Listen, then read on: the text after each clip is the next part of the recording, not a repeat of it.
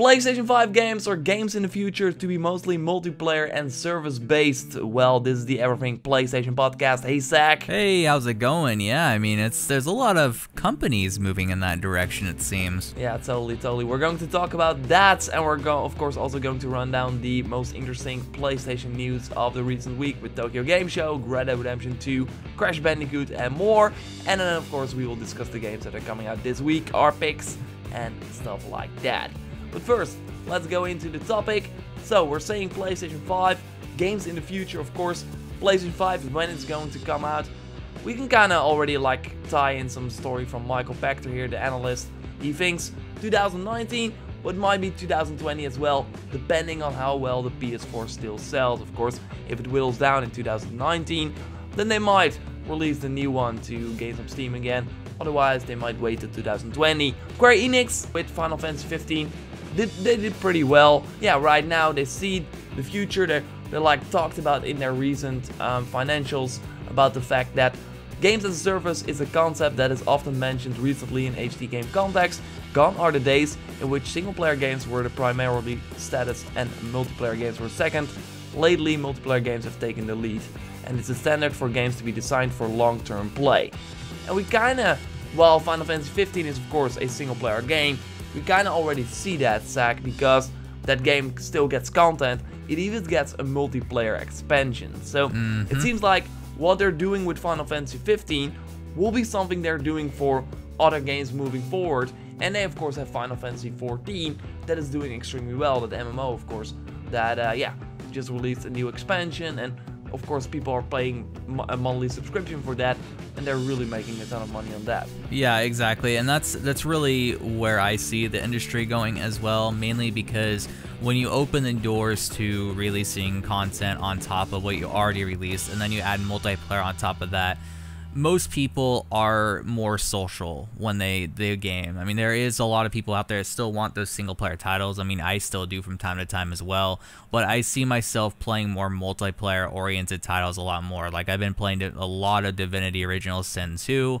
and that game is co-op based. So that's what really is going to drive the industry for me. PC is always driving that forward, like with PUBG, for instance. That game is now, I think, probably you could argue one of the, if not the most popular game right now. Of course, League of Legends is very popular too, and definitely concurrent user-wise probably surpasses it by far, but at least on Steam, you see PUBG at the top all the time. It's like 1.4 to 1.5 million concurrent all the time.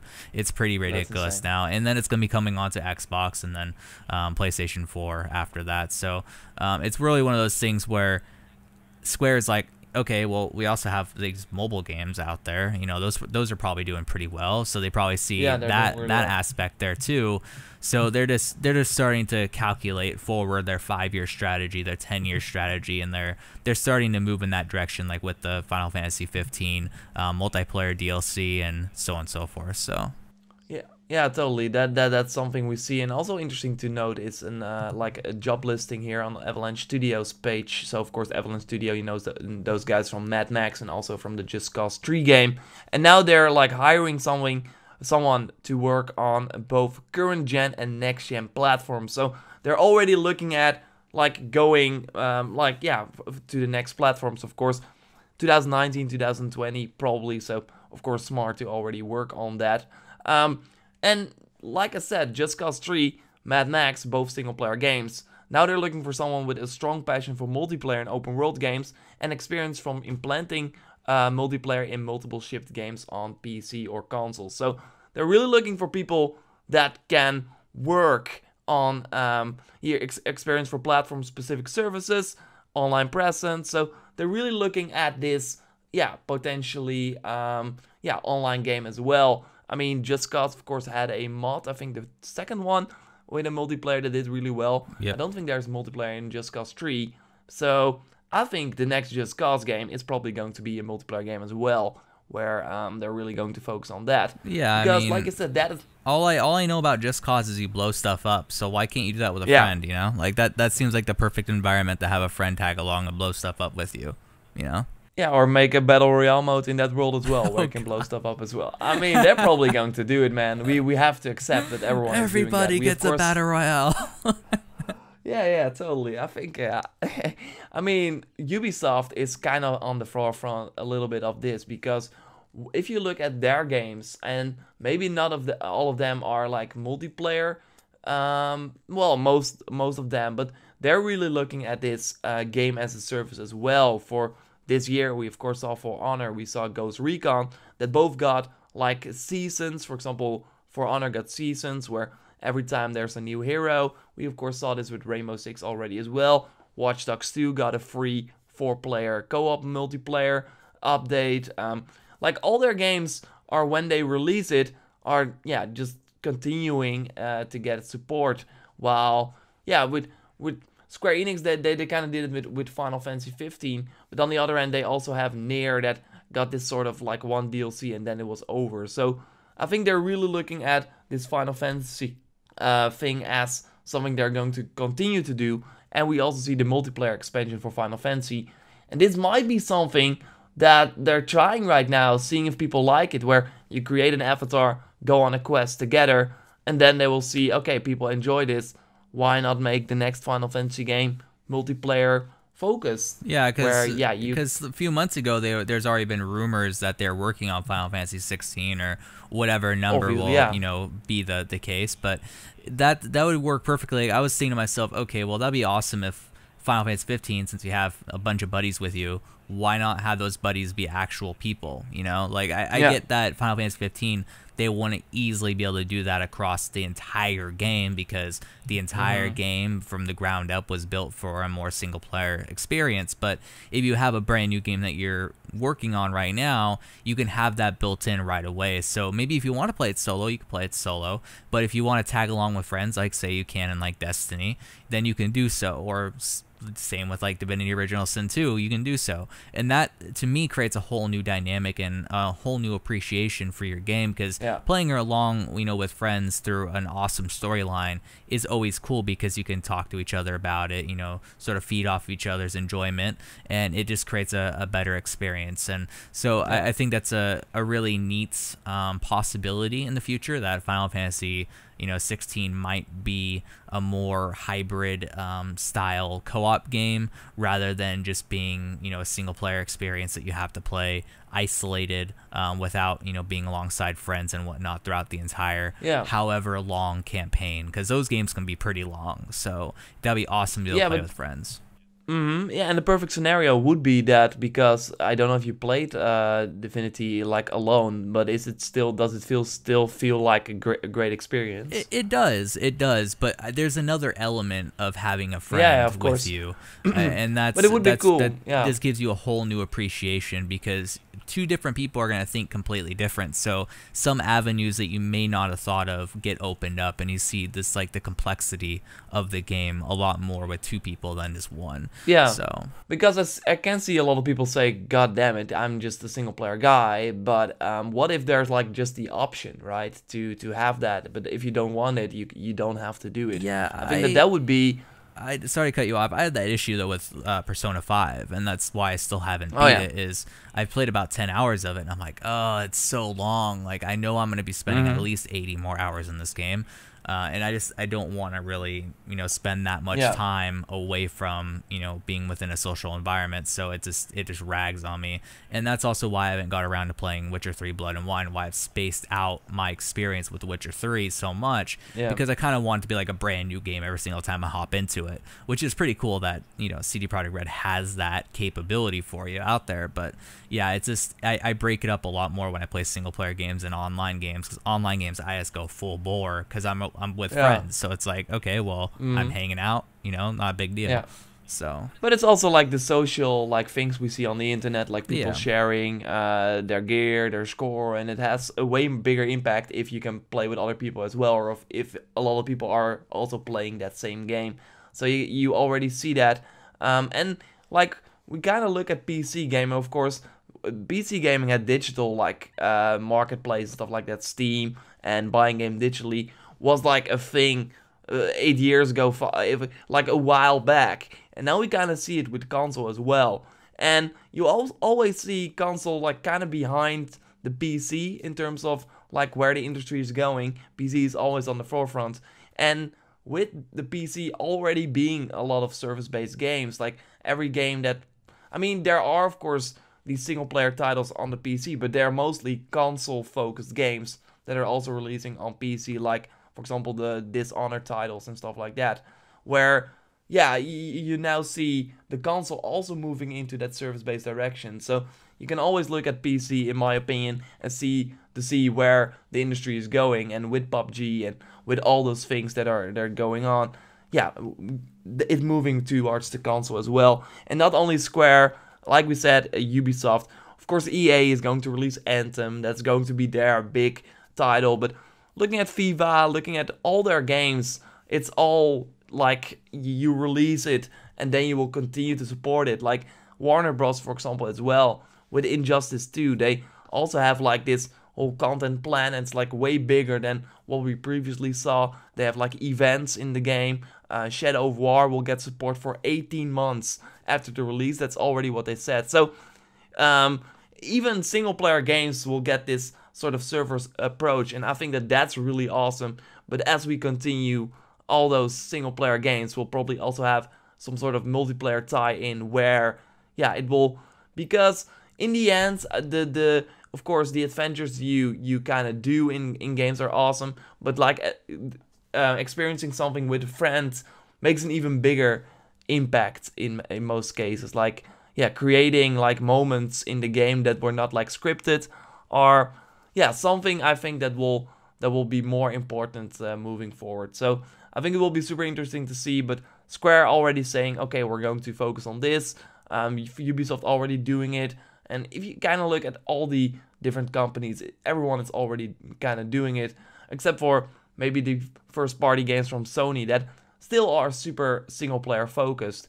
And I mean, Uncharted Legacy, it releases, it got one patch, and then Naughty Dog is moving on. And with God of War, I kind of think maybe they're going to do the same. Like, they're going to release this game and then move on to the next chapter, and that works for those games. But third-party games, they worked so long on the game, it get more expensive like every time to release it, and then walk away from it. It's just a shame. You can better like keep supporting it and maybe get some extra money from people via DLC, or yeah, even microtransactions. That's of course also a thing that we've seen. And not a lot. Yeah, I mean, right now we're testing the water with that, and hopefully, did you see the NBA 2K thing? What's going on there? Oh no, I don't surprise that there's an issue though, because I mean a lot of the sports games have this absurd amounts of microtransactions riddled within them. Like Madden Ultimate Team, for instance, it's like Jesus Christ, people just make a good Madden game with good multiplayer and call it good. But of course they want to have that extra monetization there, and people bought into it, and now it's a very popular thing. So. Yeah, like the fact that they release a $60 game every year is already like, oh my god, that's insane. And to for also a roster then, update. and some balance changes that would be like in a freaking patch if it was like a normal game. So they already get away with that, and then to also like double dip on the freaking amount. Yeah, it's insane. But with NBA 2K18, they really went too far, and I haven't played it, but I heard some stories where things are now consumable while they first weren't, stuff like that, and you can also buy some cosmetic stuff via real world money and stuff like that. So, or like the grind is insane if you don't pay. Like mobile game stuff in a $60 game, that's going to be insane. Hopefully, people will like say, okay, this is going too far, and hopefully they will listen. But in terms of like having a game supported for years to come, I think it's going to be a good thing for gaming in general, and more multiplayer things. I mean, right now, I've said it multiple times already, if Horizon Zero Dawn had multiplayer, that would be insane. Like, I would be all over it. So, then you had an extra reason to keep playing that amazing game, because the gameplay is already good. You want to spend time in it, but right now you kind of hit a wall where you can't advance any further, while multiplayer, there's almost like always something cool to do. Yeah, I do also want to mention one thing that I think that what's going to go in the direction of for like single player story campaigns is more $30 short story titles, like in the sort of the sense of like an Order 1886. I think it's 1886, right? It's whatever numbers at the end. What we saw with Hellblade, yeah, or with Hellblade, and also with Uncharted Lost Legacy as well. It wasn't $30, but it was 40, right? Yeah, I think it was. So yeah, we're gonna see a lot more of price experimentation, I think, to cut costs on producing a very high budget type, experience for single player. But it's going to be shorter. That way they could still keep that quality there. And in my opinion, I think that makes the game better if it's a shorter burst, because that way they can have a bunch of details thrown in there and they don't have to spread it apart and put a bunch of filler in between. That's what kills me in a lot of AAA titles nowadays. Like Mafia 3 is a prime example, where you have a story that I really want to partake in, but I don't want to play through 30 hours of filler BS just because they have to, like, oh, well, we want you to play the game longer. It's like, well, I want to actually just play your story. That's all I want out of this game. So that's one thing that I'm really happy about, is that's possibly the direction we're also going in with single player games. So definitely look out for more of that in the future as well. But do we want to move on to the near future with so let's head into the rapid news. And the first thing is the Tokyo Game Show, which happened very recently, and there was a little bit of things mentioned. And one of the bigger things is that the new Monster Hunter World title got a release date. What was the release date, Jordan? What should we January 26th. Yeah, January 26th. I can't wait. It's earlier when I saw the release. I was really like, "Whoa, oh my god, whoa!" I did not expect. I expected it later. Year, yeah, I mean, this year they of course released Resident Evil 7 in the same January time spot. So right now, if we see a Capcom game early 2000s something, then we can probably think, oh, it's going to be January, because they really want to be in front of everyone and to release a juggernaut of a game that is Monster Hunter World, that is looking really promising. A lot of people are excited. I think it will do well. I'm really curious. Yep, and then also there's Left Alive from veteran Metal Gear and Gundam developers. That was teased in a trailer that I personally thought, okay, cool, it's a cinematic trailer. Like, I couldn't get hyped for it. I would like to see gameplay. Maybe that will get me hyped and see what the game is all about. So, but the fact by it's Metal Gear and Gundam developers, that does also sort of intrigue me. Okay, maybe it's going to be a very wacky but sort of robotic fighter type title, which would be pretty cool. Yeah, interesting to watch. Yeah, and then there's Gungrave, which is announced for PSVR. Zone of Enders is getting a remake, and that's coming to PS4 and with PSVR support. And then Final Fantasy IX, which I actually saw a lot of hype about this on Twitter, is getting released for the PS4. A lot of people on Twitter were mentioning, oh, it kind of looks like the PC port, so maybe we're going to get that, because that looks really sexy. So that's really cool that they're going to be bringing that over, and people seem hype about it. I was actually very surprised. I'm like, you guys are hyped about that game, really?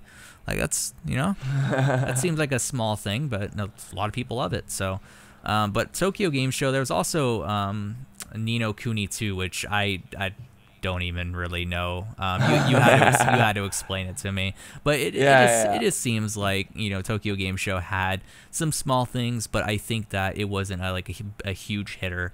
For Monster Hunter fans, it was like, Monster Hunter is they showed so much stuff about that game, and that's also like a game that you can show a lot of stuff of, because people already know what to expect, but they want to know how it looks in HD and like in this new franchise. So spoiling the story or something like that, there's nothing to it, and there's like hundreds of hours of content. So if you show multiple beasts, they're like hundreds in the game. So they can really show a lot, and they did it, and it looked really cool. I mean, I played it at Gamescom, and when I moved the controller, I was like, wow, this is really a thing, because Monster Hunter is really one of my favorite series. So to finally see that on the PS4 is super awesome for me. Yeah, and they also mentioned that the Monster Hunter World PC version would be coming later in the year. I'm not sure if they said it would be like a few months after or not, but it didn't seem like it was that far away. They never said early 2018 for the PC version, so I would think April at the earliest. Yeah, exactly, which still isn't that long. I mean, hell, I expected the the console version to release like around April or like mid-year. Oh, I didn't expect that this early. So yeah, that's really awesome news for Monster Hunter fans. Definitely. Totally. So moving on to another game that has been in development for a really long time. It's coming out pretty soon as well, hopefully. Soon TM. Yes. Red Dead Redemption 2 and Rockstar teased that there will be something new about the game. News on Thursday. So yeah, look forward to that. What do you hope? You of course you played the first one, right? I did not. I was actually going to be playing it via PS Now. I was very intrigued about it, but I didn't have a PS3 at the time, so I never ended up playing it.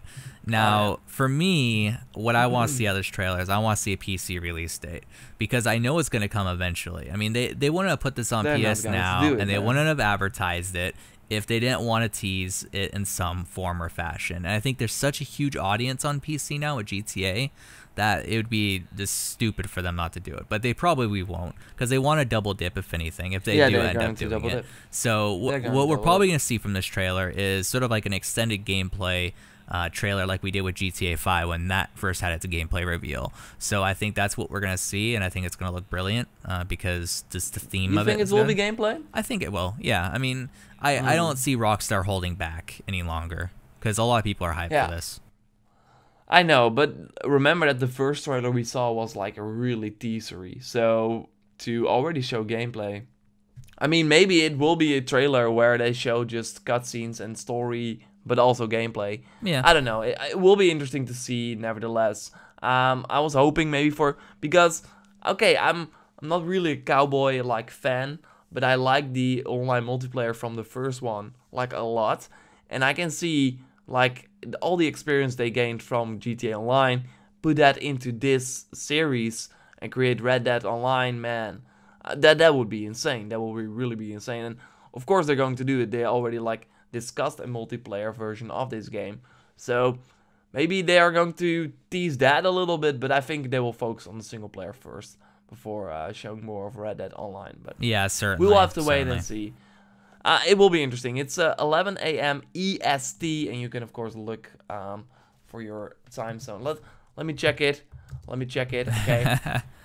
Well, 11. If it's 11 EST, then that means it is 8 PST. So, yeah. Oh yeah. It's now 4 a.m. EST, so it's New York time then. Yep, New York time. Yep. Okay. And then Pacific is basically LA time. So yeah, exactly. So if you live in Europe, just do -6 hours, and then you will have the time. So it's really early. 11 a.m. EST. So that's like 7 o'clock. In 7. Oh Jesus Christ! I'm already butchered. Okay, it's 5 p.m. Europe time. Yeah. Okay. Let's move on. All right. So one game that we didn't really think, or a remaster, or remake, whatever you want to call it, that we didn't really think was gonna, or they didn't really think was gonna blow up as much as it did. Crash Bandicoots, the Insane Trilogy, ended up selling 2.5 million copies worldwide, which is on PS4 only. On PS4 right? only, I mean, yeah, which is pretty good, pretty damn good. Yeah. It's gonna be releasing on Xbox like at one point, because they already saw the button prompts in one of the screenshots or something. It was really weird. They probably will make a Switch version as well. So I can see this. I mean, imagine that this is just a I don't think that it cost them too much. It couldn't have. Yeah, it really couldn't have, because it's such a basic game that the programming for it basically would have been the engine that they wanted to do it in, and then redesigning the levels pretty much picture perfectly compared to what they were in the former game. I think that's really what took the most time, is fine-tuning those levels to make them as close to the original as possible. So yeah, I couldn't imagine it took them that much money to recreate it. So yeah, they probably are making bank over there, and like I said, Xbox, PC, maybe even Switch version, they're probably coming as well. So it's gonna sell even more. And maybe this means PlayStation Experience, Crash Bandicoot new game announcement or something like that. That would be sick. That or like Crash Team Racing or whatever announcement remake. Yeah. I would love that. That would be amazing. Yeah, but how are they going to do that? Because you have the Crash Team Racing, and are you going to, because I think why this sold so well as well was because it was at retail. You could buy the box, but you have to be like a little bit $30 or something like that to have a great spot in the retail market. So are they going to sell the freaking racing game then for $30? I mean, or maybe add some stuff to it. They could add... I could have sworn there was multiple kart games from Crash, wasn't there? Yeah, but there weren't. The second one wasn't not so what good. I'm saying though is they could make it so like this particular remake has all the maps of all the the kart games that they made for Crash.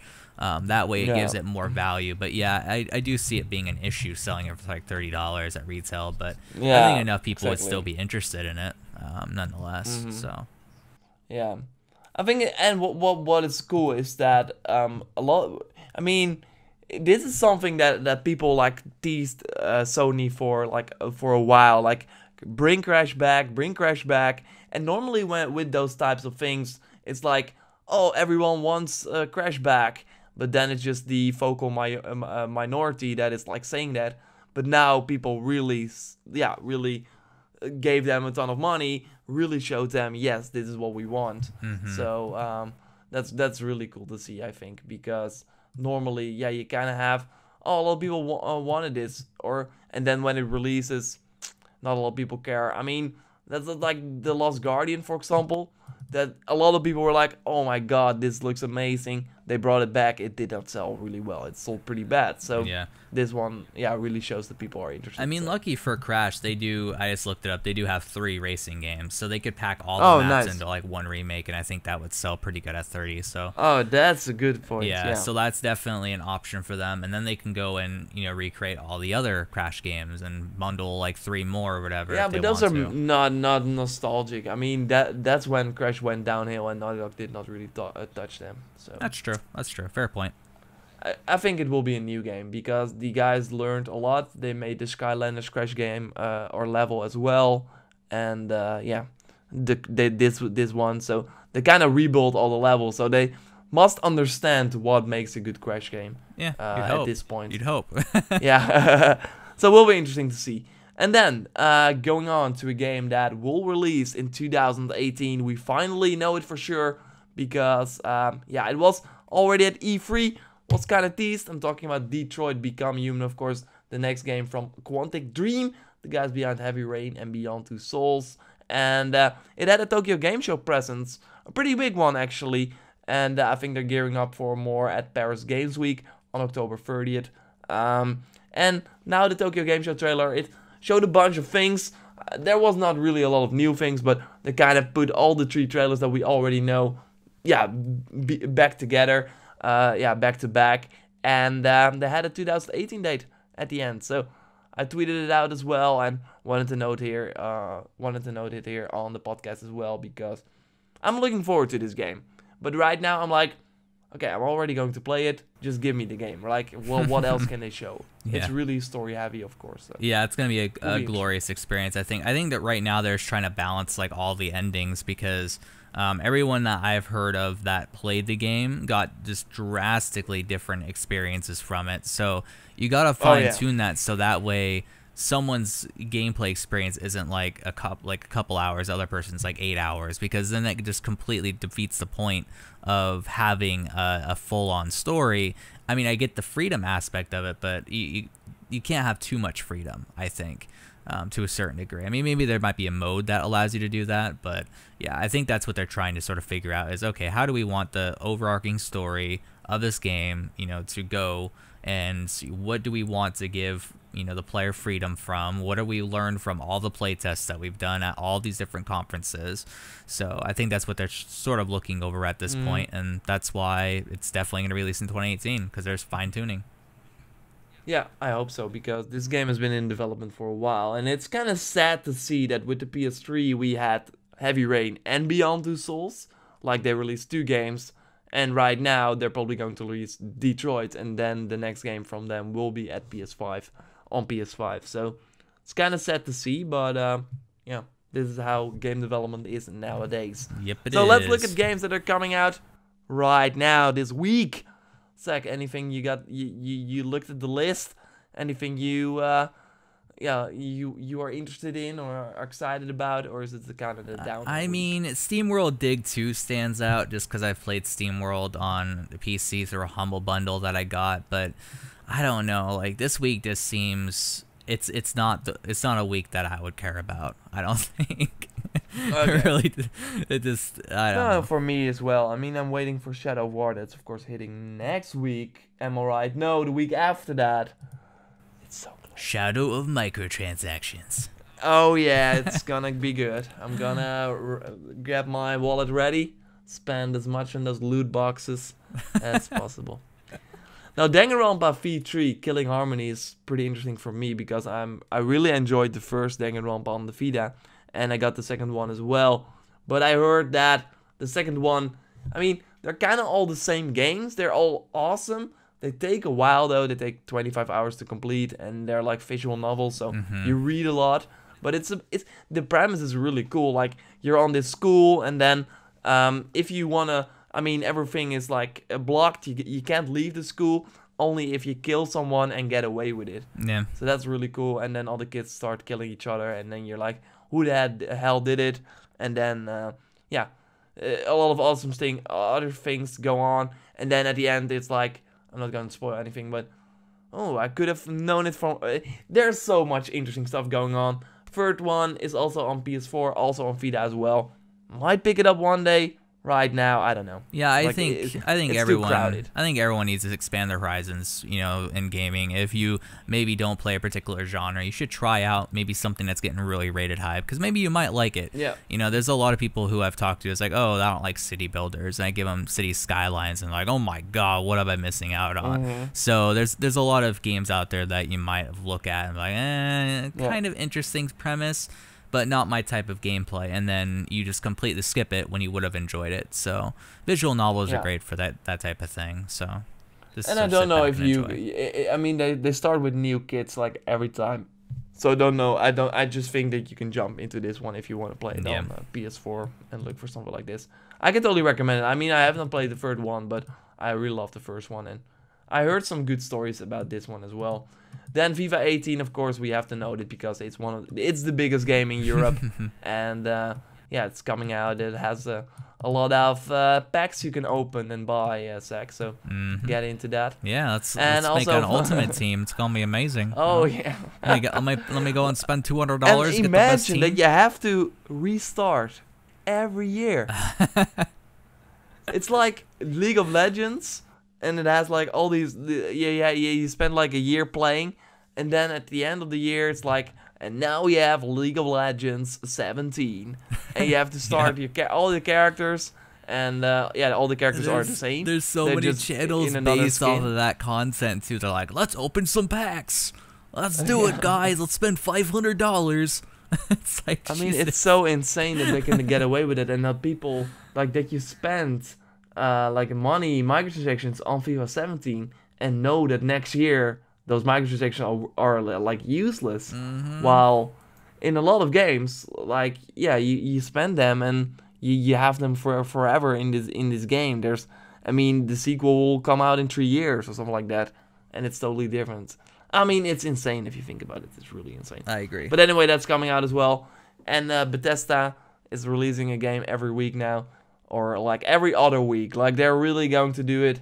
Dishonored, Fallout 4. Then in 2 weeks we have The Evil Within 2, I think.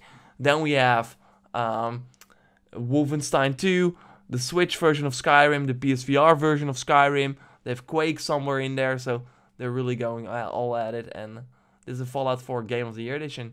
Game came out in 2015, by the way. Well, yeah, and then they also have Fallout VR coming out soon too. For 5. And then isn't Skyrim VR releasing this year too? And also Doom? I already said that. Yeah, I already said wait, Doom's different developer. Doom for Switch is also going to release this year as well. Yeah. So they're really doing a lot of games. The only new games though are Evil Within 2, Dishonored, Death of the Outsider, and Wolfenstein 2. Oh wait, no, I was right. Doom is Bethesda. For some reason, I was just thinking id was completely away from them for some reason. But yeah, we don't believe in this crap. So much VR from Bethesda. Yes. Which doesn't sound like the best idea. It's all teleporting. Yeah. It's all teleporting. it's all not walking in real time. It's insane. Which I don't know is why. good. I personally, from someone who's used VR, I prefer teleporting because I get motion sick. Really? Yeah, that just the motion, the local motion. Oh my god, it churns my stomach every time. So okay, interesting. yeah. That's it. That's the PlayStation. That's the Everything PlayStation podcast for this week. Next week we will be back with another awesome episode. So keep subscribed to the JorRaptor channel because of course you already are, right? I mean, anyway, like be, it, support it. And yeah, hopefully we have some interesting news this week. I think PlayStation 4 update 5.0 will hit. New PlayStation Plus games on Wednesday, and hopefully, fingers crossed, for Horizon Zero Dawn Frozen Wilds news. I'm saying it every week now. Actually, what's funny, Zach, I met there was like a night of Gorilla in the Netherlands. Yeah, I saw your posting about that. Yeah, it was pretty cool, and yeah, I learned some things as well, but it's like, they have to like say something at this point because it's almost like a month away and we still only have one trailer from 4 months ago. But yeah, it was interesting stuff. I think I will do a separate video on one thing, but I have to find a good way to phrase it because yeah, I will. Is it one of those instances where you might be under NDA but you kind of didn't sign anything? No. That's not it. That's not it. No. But it's like they said something, but if I make a video about it, people might interpret it the wrong way. Oh, yeah. Yeah, but it hasn't been PRized yet. No, that's correct. But it's like it sounds like they were holding something back. Oh. So I can just say it because who listens to the end of the podcast is super hardcore, so they can hear it. Yeah, it's a little special treat for you. yeah, of course. So yeah, they said like that they already had the Frozen Wild, like the ID for that expansion, like on the board for the full game, but simply did not get around to making it. So then when they started the DLC, they already had these IDs and these concept art that they can then make sure they worked out. Yeah. So it kind of sounds like they were not putting it in the main game to make a DLC about it, but that was totally not the case. So. Yeah, it's just a case of, I mean, everyone saw that game getting delayed, so they were like, oh, well, obviously they weren't trying to cut out content. It was just they didn't have enough time as is, so yeah. That's it. Okay. Thanks a lot for watching, everyone, and thanks, Zach, for discussing the PlayStation news with me. Goodbye.